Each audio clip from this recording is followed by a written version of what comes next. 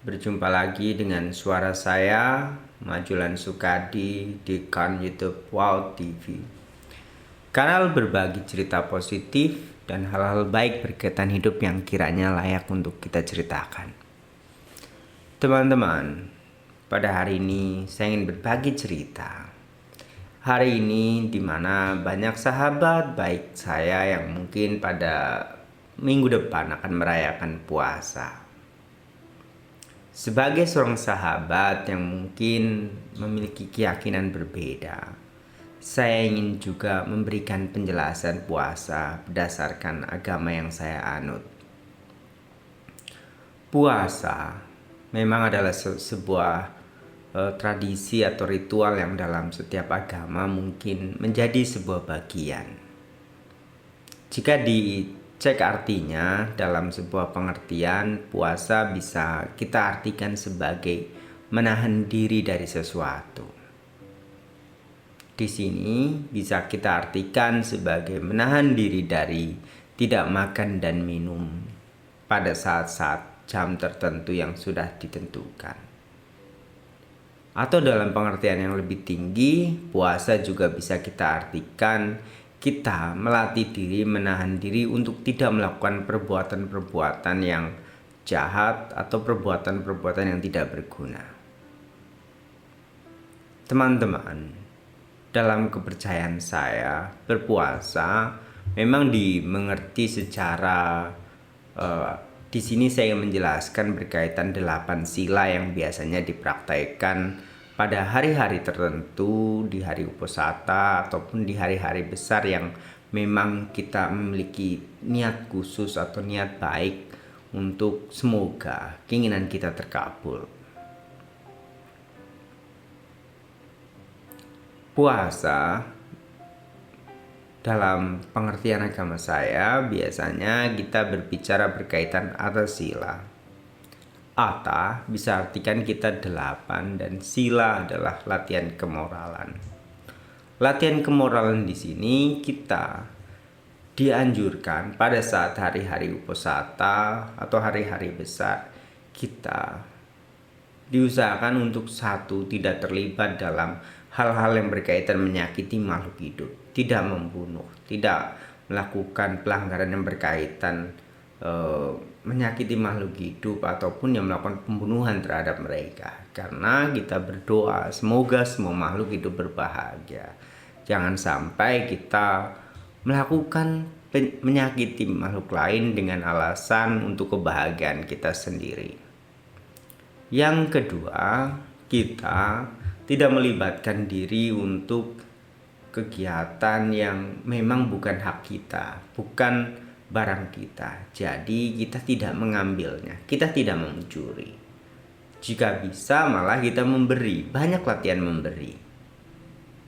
Yang ketiga ini yang ingin saya ceritakan, mungkin agak sedikit lebih lebar sedikit. Sebagai seorang yang dewasa dan berumah tangga, mungkin ada kegiatan seperti ini, yaitu melakukan aktivitas seksual. Dalam kegiatan berpuasa, Bapak Ibu yang mendengarkan suara ini mungkin harus bertekad, saya tidak melakukan aktivitas seksual. Sebagai bentuk pelatihan diri, saya sedang menghindarkan diri dari perbuatan yang sebenarnya Bapak Ibu bisa lakukan.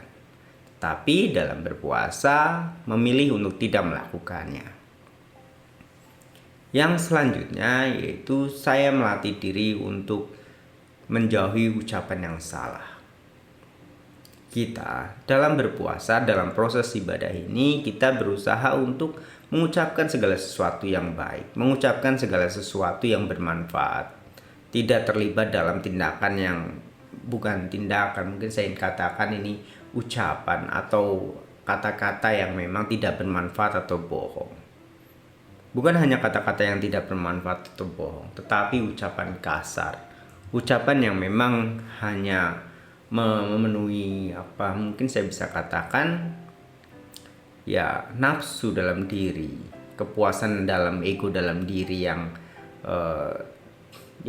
ini menyesatkan, tidak baik. Kita menghindarinya. Lalu yang kelima, kita menjauhi dari makan dan minuman yang menyebabkan kelemahan kita menurun atau kita mabuk dalam bahasa Buddhisnya.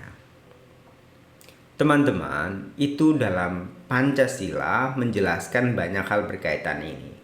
Tetapi ketika dalam berpuasa, ada hal yang keenam yang memang ini menjadi sebuah ciri khas puasa dalam Buddhisme.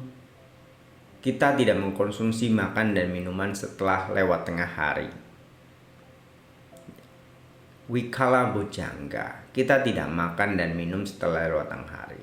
Kita hanya diizinkan makan dan minum dari pagi hari sampai siang hari. Kalau menunjuk dari waktu siang hari berarti sebelum jam 12 siang, silakan Bapak Ibu makan apapun yang mungkin bisa dikonsumsi yang berkaitan makan dan minuman yang bermanfaat. Tetapi setelah lewat tengah hari, Bapak Ibu tidak diizinkan untuk makan makanan yang dikunyah. Apakah masih boleh meminum minuman? Dalam ketentuan puasa Buddhis, boleh kita makan dan minum. Boleh minum, tetapi minuman ini tidak mengandung serat ataupun hal-hal yang ketika kita minum serat itu menyangkut di gigi kita. Ini berkaitan makan dan minum. Untuk nomor 7 dan 8 biasanya saya menjelaskan lebih suka ini berkaitan bagaimana kita hidup pola sederhana. Ketika kita sedang berpuasa, kita sebaiknya tidak terlibat dalam tindakan seperti menari, menyanyi, ataupun menonton hiburan yang sifatnya berlebihan yang menyebabkan kesadaran kita itu rasanya mungkin saya bisa katakan kita tergoda untuk melakukan hal-hal secara lebih. Dalam berpuasa, kita menahan diri dari perbuatan ini. Kita lebih baik bersifat sederhana. Yang kedelapan, karena nanti akan berkaitan dengan tempat tinggal atau kita istirahat dengan mewah atau berlebihan. Kita lebih baik bersifat sederhana. Pakaian pun sederhana, tidak memakai kosmetik yang berlebihan. Teman-teman, berkaitan puasa ini, dalam catatan saya memiliki banyak catatan berkaitan manfaat kenapa kita melakukan puasa. Yang pertama adalah kita memperbaiki perilaku kita yang tadinya mungkin buruk. Semoga dalam berpuasa kita bisa punya waktu, kesempatan untuk melatih diri kita berlaku bajik.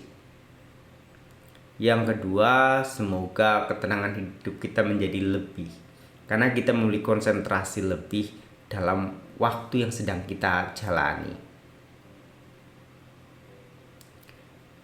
Yang ketiga, tentu kita berharap semoga dengan berpuasa ini kita bisa mengurangi kekotoran batin yang ada dalam diri kita. Keserakahan dalam diri kita bisa kurangi.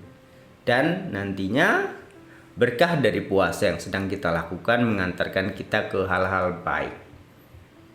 Bisa kita terlahir dalam bahagia surga, atau semoga keinginan-keinginan yang sedang kita inginkan ini terjadi. Teman-teman, demikian mungkin yang bisa saya catat sebagai proses pelatihan dalam berpuasa. Semoga teman-teman yang akan menjalankan ibadah puasa esok hari, teman-teman muslim dimanapun Anda berada, Anda bisa menjalankan ibadah dengan tenang dan dengan penuh bisa saya katakan semoga teman-teman menjalankan ibadah dengan baik dan bisa menyelesaikannya dan nanti bisa merayakan hari rayanya bersama-sama.